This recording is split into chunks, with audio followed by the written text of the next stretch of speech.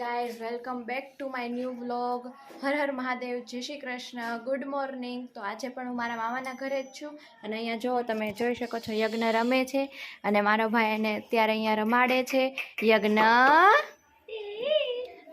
અને દીદી ગઈ છે બહાર અને મામી હજી ઘરનું કામ કરે છે. અમે જમવા માટે બેસી ગયા છીએ અને આજે જમવામાં છે શાક, રોટલો, રોટલી, મમરી, ચેવડો અને છાશ. ચાલો તમે બધા પણ આવી જાઓ જમવા માટે.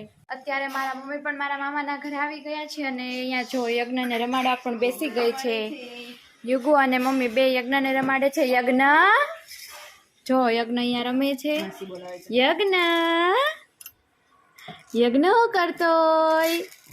યજ્ઞ દાબેલી બનાવવાનું ચાલુ કરી દીધું છે અને દીદી અહીંયા મસાલો લગાવે છે, મમ્મી દાણા નાખે છે અને મામી કાંદા કાપે છે.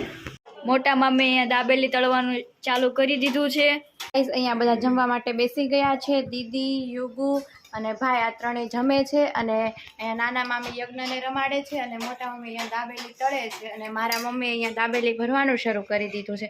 તો ગાઈઝ આવી જાજો બધા જમવા માટે. ગાઈઝ હવે મામાના ઘરેથી આવી ગયા છીએ અને આ સાથે હું મારો આજનો બ્લોગ અહીંયા એન્ડ કરું છું. તમને મારો બ્લોગ કેવો લાગ્યો એ કમેન્ટ જરૂર કરી દેજો અને મારી ચેનલ લાઈક, શેર અને સબસ્ક્રાઈબ કરજો. તો મળીએ કાલે એક નવા બ્લોગ સાથે. ત્યાં સુધી બધા મારા હર હર મહાદેવ, જય Shri Krishna, good night, bye bye.